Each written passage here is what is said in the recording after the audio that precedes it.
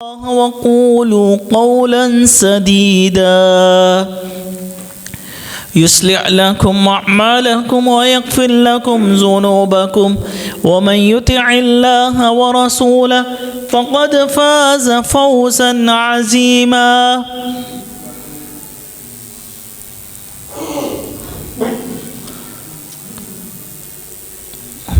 أما بعد فإن خير الحديث كتاب الله وخير الهدي هدي محمد صلى الله عليه وسلم وشر الأمور محدثاتها وكل محدثة بدعة وكل بدعة ضلالة وكل ضلالة في النار. أعوذ بالله السميع العليم من الشيطان الرجيم من همزه ونفخه ونفثه. إن الله وملائكته يصلون على النبي يا أيها الذين آمنوا صلوا عليه وسلموا تسليما. اللهم صل على محمد وعلى آل محمد كما صليت على إبراهيم وعلى آل إبراهيم إنك حميد مجيد.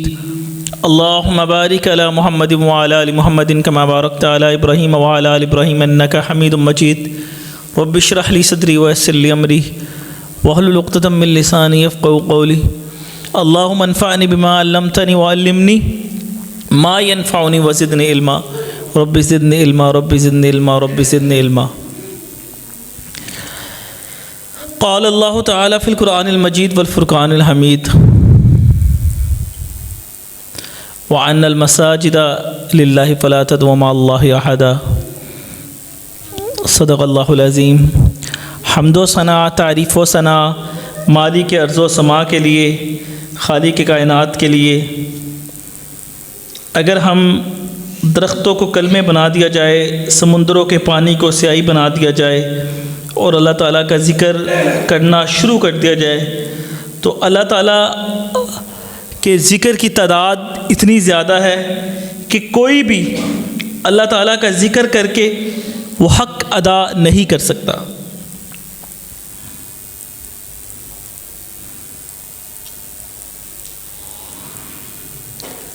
سات سمندر اور بھی آ جائیں، پھر اللہ کا ذکر شروع کر دیا جائے، پھر بھی اللہ تعالیٰ کا ذکر بیان کر کے سمندروں کا پانی ختم ہو سکتا ہے، لیکن اللہ تعالیٰ کا ذکر مکمل نہیں ہو سکتا.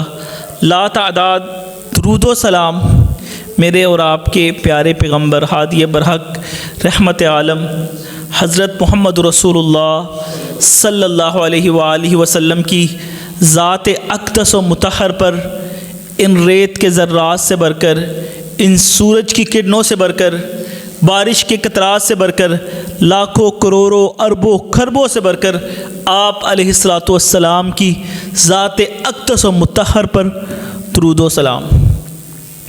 حضرات ذی وقار، آج ہم جس موضوع پر بات کرنے جا رہے ہیں وہ مسجد کے حوالے سے ہمارا موضوع ہے. اچھا دونوں دروازے کھلوا دیو، باہر والے کھلے رکھنے چاہیے، باہر والے، یہ والا نہیں، باہر والا. اللہ تعالیٰ کے گھر کی ہم نے فضیلت بیان کی تھی اور آج اسی میں سے آپ کے سامنے ہم 6 چیزوں کو نہیں خیر ہے بند کر دو، میں کیا باہر والا کھولو، ہوا وغیرہ کا مسئلہ ہے. مسجد کے آداب کے حوالے سے ہم نے جو بات کی تھی، سب سے پہلے اس میں ہم نے مسجد کی صفائی کے بارے میں بتایا گیا تھا. لیکن آج جن چیزوں پہ بات کریں گے وہ 6 چیزیں ہیں جو 6 حالانکہ مسجد کے بہت زیادہ آداب ہیں، لیکن جن 6 چیزوں کی آج ہم بات کریں گے وہ یہ ہے کہ وہ بھی ہمارے لیے بہت ضروری ہیں، جن کے بارے میں اللہ کے نبی صلی اللہ علیہ وسلم نے ہمیں بتایا ہے. ان میں سب سے پہلے کہ اللہ کے نبی کریم صلی اللہ علیہ وسلم کی حدیث کے مطابق رسول اللہ صلی اللہ علیہ وسلم نے فرمایا ہے کہ جب بھی آپ مسجد میں آتے ہیں نا تو آپ نے اپنا لباس کون سا پہنا ہے. قرآن مجید کی آیت ہے خذوا زینتکم یا آدم، کہ جب بھی اللہ کے گھر میں آؤ تو اس طرح کا لباس پہن کر آؤ کہ جس کو پہننے سے آپ اللہ تعالیٰ کی سکون کے ساتھ اطمینان کے ساتھ عبادت کریں۔ اور آج ہم دیکھیں، اگر ہمارا محاسبہ کریں تو ہمارا کس طرح کا لباس ہوتا ہے اللہ کے گھر میں آنے کے لیے؟ کس طرح کا لباس ہوتا ہے؟ کبھی غور کیے؟ باقی ہم اپنی میٹنگ اٹینڈ کرنے کے لیے پورا سوٹ کوٹ پہن کے آئیں گے، بلکہ ایک حدیث میں آتا ہے، اللہ کے نبی صلی اللہ علیہ وسلم فرماتے ہیں کہ ایک چادر پہن کے نہ آیا کرو۔ ایک چادر سے مراد کہ نیچے سے ایک چادر پہنی اور اوپر سے ایک چادر لی؟ فرمایا نہیں، فرمایا دو کرتا اور لباس، تب وہاں کا اور طرح کا لباس ہے، آج اور طرح کا لباس۔ لیکن یہ جتنے بھی اسلامک لباس ہیں یہ شلوار قمیض کی طرح ملتے جلتے ہیں۔ ایک حدیث میں یہ ہے، اس سے یہ مراد نہیں میں کہہ رہا ہوں کہ ایک بندے نے پینٹ شرٹ پہنی ہے وہ نہ آئے، وہ بھی آئے، لیکن ایک طریقے والا لباس پہن کے آئے کہ جس سے انسان کا سطر ڈانپا ہوا ہو، سطر انسان کا شو نہ ہو، ایک وہ چیز، اور ایک مؤدب والا، مؤدبانہ، ایک ادب والا لباس پہن کے اللہ کے گھر آیا جائے،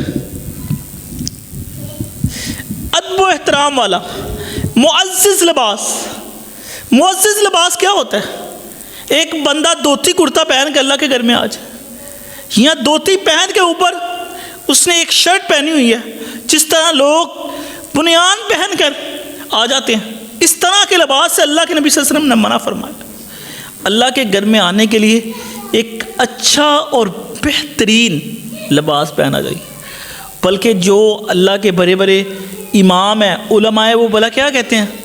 وہ کہتے ہیں کہ جب رات کی انہوں نے اپنے اللہ کی عبادت کے لیے، راتوں کے قیام کے لیے اپنے ایک ایک سوٹ علیحدہ رکھ دیے ہوئے تھے۔ وہ کیا کرتے کہ جب اللہ کی عبادت کرنی ہے نا تو وہ سوٹ پہن کر پھر اللہ کے لیے جاتے۔ جمعے کے لیے حدیث مبارک ہے کہ اگر تم سے ہو سکے اس وقت کے لوگوں کو ایک وقت میں صرف ایک ہی کپڑا میسر تھا، اور اس میں بھی کتنے پابند لگے ہیں۔ آج ہمارے پاس تو پوری الماری سوٹوں کی بھری بھری ہے نا، اس وقت تو سوٹ ہی نہیں دھوتے۔ فرمایا اگر آپ سے ہو سکے تو آپ اپنے جمعے کے لیے 2 نئے سوٹ رکھ دیا کرو، کہ جمعے کے لیے 2 سوٹوں کو خاص کر دو۔ یہ حدیث ہے۔ اللہ کے گھر میں آنے کے لیے ہمیں کون سا لباس پہننا چاہیے؟ ایک اچھا اور بہترین مؤدبانہ لباس، صاف ستھرا لباس، گندا لباس۔ اور دوسری چیز جو ہے اللہ کے نبی صلی اللہ علیہ وسلم فرمایا مسجد میں بدبودار چیز کھا کر آنے سے منع فرمایا۔ حدیث مبارکہ میں اللہ کے نبی صلی اللہ علیہ وسلم فرماتے ہیں کہ جو شخص لہسن یا پیاز کھائے وہ ہماری مسجدوں کے قریب تک نہ آئے۔ کیا لہسن حلال ہے کہ حرام؟ کیا پیاز حرام ہے؟ حالانکہ وہ چیزیں کہ ان کے بغیر ہماری ہانڈی مکمل نہیں ہوتی۔ کچا لہسن پیاز کھاتا ہے سیلڈ کے اندر، فرمایا مسجد کے قریب تک نہ آئے۔ کیوں؟ اس کے اندر سے منہ میں اسمیل پیدا ہوتی ہے، اور ایسی اسمیل مسجد میں نہیں لے کے آنی۔ اور آج ہماری اسمیل کیسی ہوتی ہے؟ سگریٹوں کے سوٹے لگائے ہوتے ہیں اور اللہ کے گھر میں ہم شامل ہو جاتے ہیں۔ حدیث میں آتا ہے اللہ کے نبی صلی اللہ علیہ وسلم فرماتے ہیں فرشتے جس طرح انسان کو بدبو آتی ہے نا، اس طرح فرشتوں کی بدبو آتی ہے، وہ دور ہٹ جاتے ہیں۔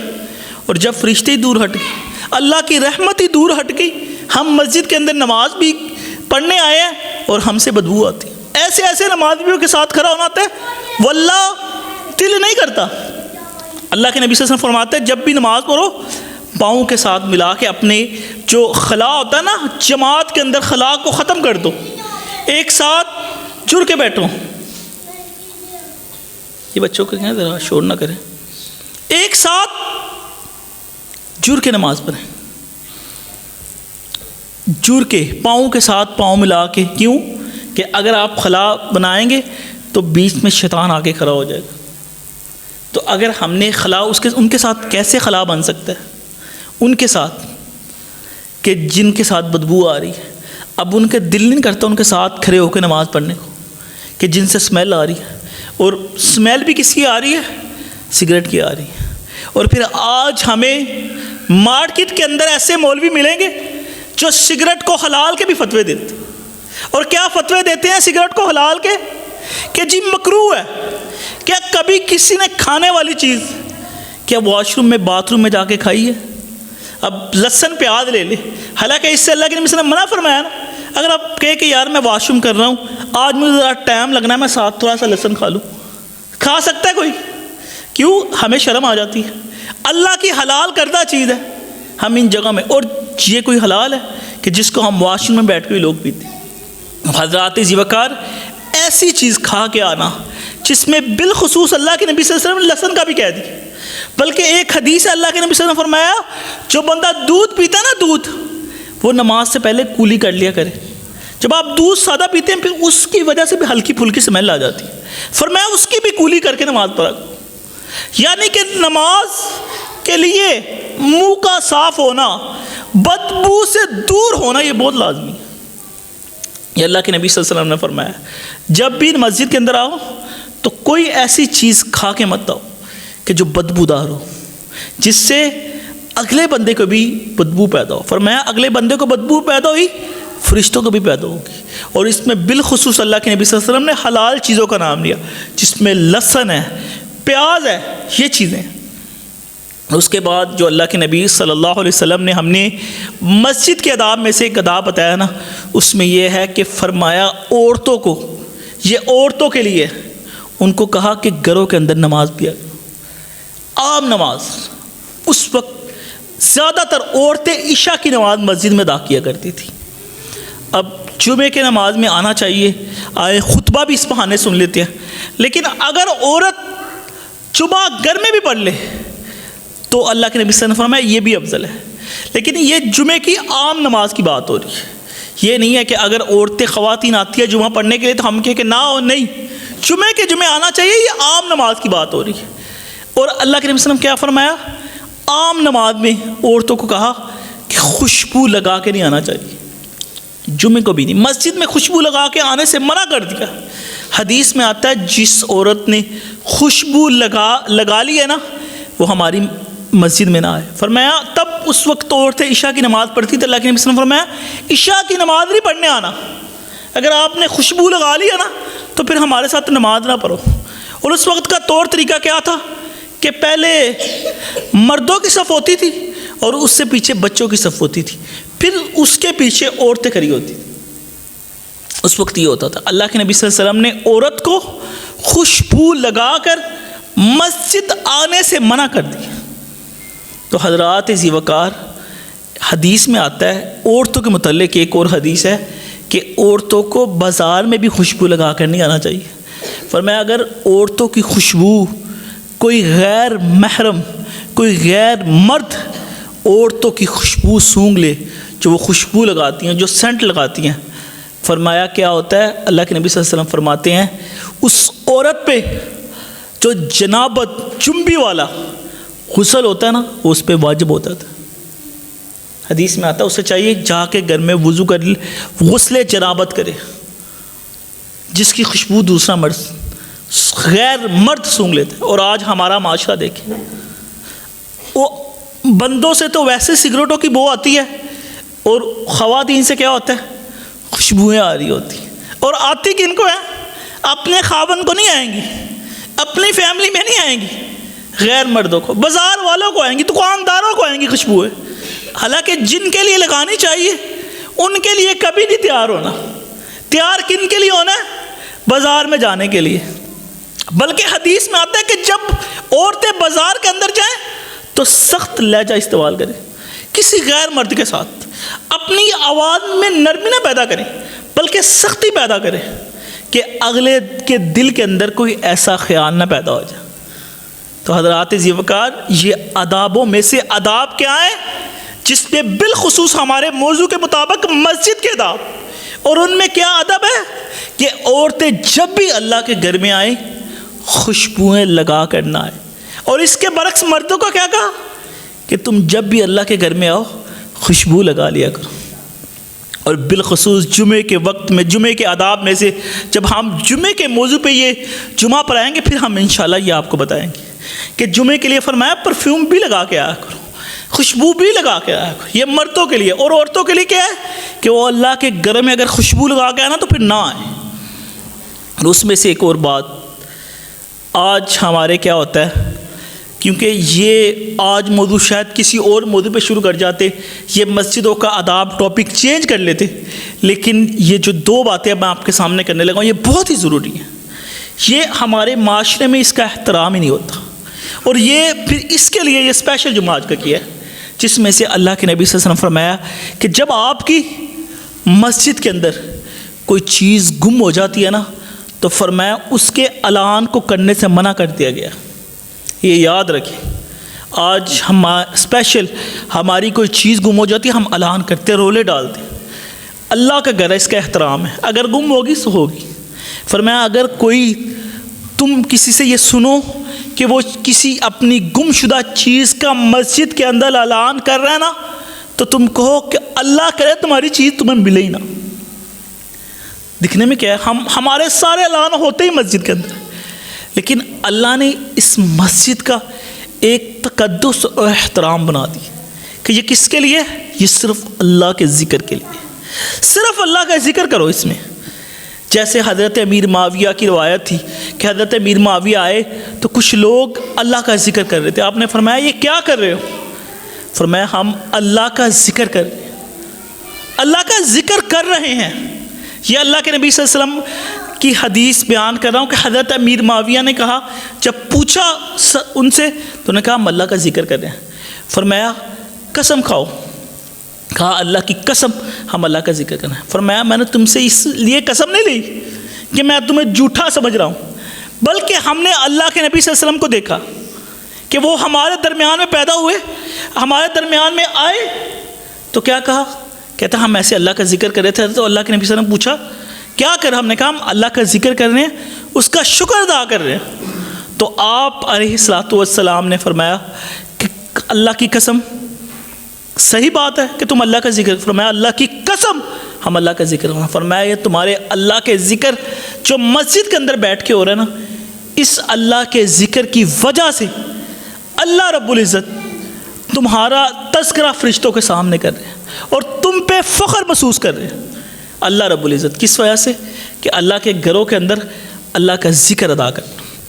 اور حضرات ذی وقار، اسی لیے یہ گھر جو اللہ کے ہیں یہ ان کا تقدس ہے، ان کی شان، ان کو اللہ تعالیٰ نے ایک اہمیت اور فضیلت دی ہے کہ جس کی وجہ سے اللہ کے نبی صلی اللہ علیہ وسلم فرماتے ہیں کہ مسجدوں کے اندر کسی بھی گم شدہ چیز کا اعلان نہیں کرنا چاہیے. اگر آپ کی کوئی گم چیز ہوگی ہے تو آپ نے کیا کرنا ہے؟ اعلان نہیں کرنا. اعلان نہیں کرنا. ویسے کوئی بھی انسان کی چیز گم ہو جاتی ہے تو حدیث میں کیا آتا ہے؟ فرمایا یہ پڑھ لیا کرو انا للہ و انا الیہ راجعون. یہ پڑھو اللہ آپ کی چیز واپس لوٹا دے گا. لیکن یہ اللہ کے گھر نہیں ہے کہ جن کے اندر تم کھڑے ہو کے اپنی چیزوں کے گم ہونے کے اعلان کرو. ان کی ایک شان، ان کا ایک اللہ کے نزدیک احترام ہے، ان کا ایک تقدس ہے، مقام ہے. یہ اعلانوں والی جگہ نہیں ہے کہ جس میں لوگ بیٹھ کے اعلان کریں. یہ وہ جگہ نہیں ہے، بلکہ اس کا اللہ تعالیٰ نے ایک مقام بنایا. اس کا احترام کرنا چاہیے، اس کا احترام کرنا چاہیے. اس لیے تو فرمایا نا کہ قبرستان اور مسجد کو ساتھ نہ ملاؤ.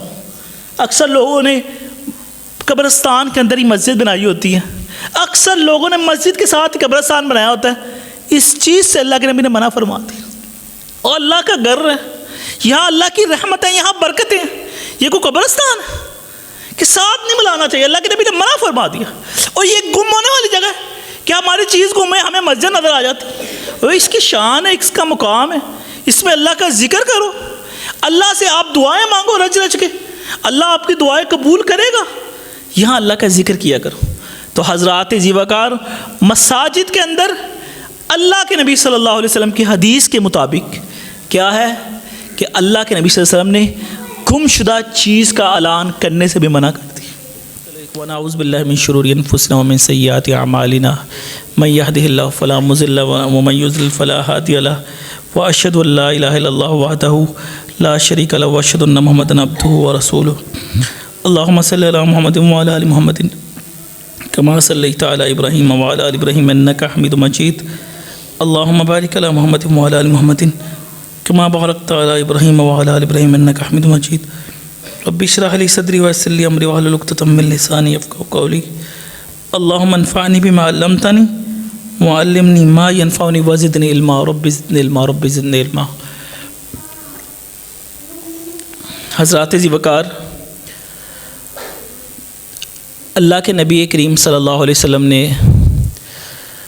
مساجد کا ایک مسجدوں کی فضیلت، اہمیت، اسے آباد کرنے کی فضیلت بیان کی ہے، اور بالخصوص اس کے آداب و مرتبے رکھے ہیں کہ جب ایک مسلمان اللہ تعالیٰ کو یاد کرنے کے لیے اللہ کے گھر کے اندر آتا ہے تو اسے کن چیزوں کا خیال کرنا چاہیے۔ اس میں سب سے پہلے جو ہم نے بیان کیا تھا وہ یہ تھا کہ سب سے پہلے مسجد کی صفائی کا خیال رکھنا چاہیے، اسے خود صاف کریں، کروائیں، یا جیسے بھی ہے اسے کبھی بھی گندہ نہیں کرنا چاہیے۔ اور دوسری بات یہ تھی کہ اس میں کبھی بھی گندگی اسے گندہ نہیں رکھنا چاہیے، ناپاک نہیں کرنا چاہیے، نعوذ باللہ معاذ اللہ، تو اس کی صفائی کا خیال رکھنا چاہیے۔ اور اس حوالے سے پچھلے جمعے بھی ایسا واقعہ پیش آیا ہے کہ ہم اسی موضوع پہ بیان کر رہے تھے تو ایک بچہ پیچھے مسجد میں یہاں ہی کوئی صف میں پیشاب کر کے چلا گیا تھا، تو ہمیں کیا کرنا چاہیے؟ بچوں کو مسجد میں لانا چاہیے۔ میں اس طرح کا آدمی ہوں کہ میں نے شروع سے الحمدللہ میرا دل کرتا ہے بچے آئیں، کیونکہ بچے آئیں گے تو کل کو اللہ کے دین کو اللہ تعلیم حاصل کرنی چاہیے۔ اللہ کے بچوں کے ساتھ زیادہ بچے آئیں گے تو اللہ تعالیٰ گھر والوں کو بھی ٹھیک کر دیتا ہے، تو بچوں کو مسجد میں آنا چاہیے، لیکن ان کے پیرنٹس کو اس چیز کا خیال رکھنا چاہیے کہ وہ بچوں کو اس طریقے سے لے کے آئیں۔ اگر کوئی چھوٹا بچہ ہے تو اس کو اس طرح کا پیمپر کر کے لے کے آئیں، یہ کوئی پیمپر کر کے بچے کو لے کے آنا چاہیے۔ تو کم سے کم ان کا خیال رکھنا چاہیے، جو والدین لے کے آتے ہیں اپنے بچوں کو اپنے ساتھ بٹھائیں، تاکہ جیسے اب کتنی پریشانی پیش آ رہی تھی، آج مجھے کافی رکاوٹ آ رہی تھی بیان کرنے کے اندر، میں نے بہت کچھ بیان کرنا تھا، لیکن پھر میں نے کہا یہاں ہی اپنے موضوع ختم کرتے ہیں، تو اپنے ساتھ بٹھائیں، ان کو لازمی لے کے آئے، لیکن ان کو تربیت کریں، سمجھائیں کہ اللہ کا گھر ہے، اس کا احترام ہے۔ اس وقت اللہ کے نبی صلی اللہ علیہ وسلم کے دور میں بھی بچوں کو پچھلی صف میں کھڑا کیا جاتا تھا، تو اس لیے کہ اللہ کا گھر ہے، اس کا احترام ہوتا ہے، اس کے اندر شور نہیں کرنا چاہیے، گناہ ہوتا ہے۔ لیکن یہ بھی نہیں کہ بچوں کو منع کرنا چاہیے، لیکن اتنے چھوٹے بچے جو گند ڈال دیں تو ان کا بھی خیال کرنا چاہیے۔ تو اللہ کے گھر کو کن چیزوں سے صاف، ایک صفائی کا خیال رکھنا ہے، اور ایک اس کے اندر گندگی نہیں ڈالنی چاہیے۔ تیسری چیز یہ ہے کہ جب بھی اللہ کے گھر میں آئے اچھا لباس زیر تن کر کے آئیں، اور چوتھی چیز کیا ہے کہ کوئی بھی بدبودار چیز کھا کے نہ آئے، خواہ وہ لہسن کیوں نہ ہو، پیاز کیوں نہ ہو، کوئی ایسی چیز نہ ہو جس سے دوسرا بندہ ڈسٹرب ہو۔ فرمایا فرشتے دور ہو جاتے ہیں، کیونکہ فرشتوں کو بھی ہماری طرح اسمیل آتی ہے۔ اور اس کے بعد جو کیا فرمایا کہ اگر عورتیں جب آتی ہیں تو عورتوں کو خوشبودار کوئی بھی چیز لگا کے آنے سے اللہ کے نبی صلی اللہ علیہ وسلم نے منع کر دیا۔ اور اس کے بعد کیا تھا کہ مسجد کے اندر کسی بھی چیز کے گم کرنے کا اعلان نہیں کرنا چاہیے۔ اور اس کے ساتھ ساتھ ہمیں اللہ تعالیٰ سے اس اللہ کے گھر کے اندر ڈیروں دعائیں کرنی چاہیے، اللہ کی نماز ادا کرنی چاہیے، نوافل پڑھیں، دعا کریں اللہ تعالیٰ کے آگے۔ فرمایا کہ جو اذان سے اقامت تک کا وقت ہے، جب اذان ہو جاتی ہے نا نماز تک، جماعت تک کا وقت ہے، جو بندہ اللہ تعالیٰ سے دعا کرتا رہتا ہے نا، ہاتھ اٹھا کے دعا کرتا ہے نا، اس وقت کے اندر اللہ تعالیٰ دعا کو رد ہی نہیں کرتا۔ اور پھر فرمایا فرض نماز کے بعد بھی قبولیت کا وقت ہے۔ پھر حدیث میں کیا آتا ہے کہ جمعے کے دن ایک ایسی گھڑی آتی ہے، اب یہ جمعے کا وقت ہے نا، دوسرے خطبے کا وقت ہے، فرمایا جمعے کے دن ایک ایسی گھڑی آتی ہے کہ بندے کے منہ سے جو بھی نکلتا ہے اللہ اس سے فوراً قبول کر لیتا۔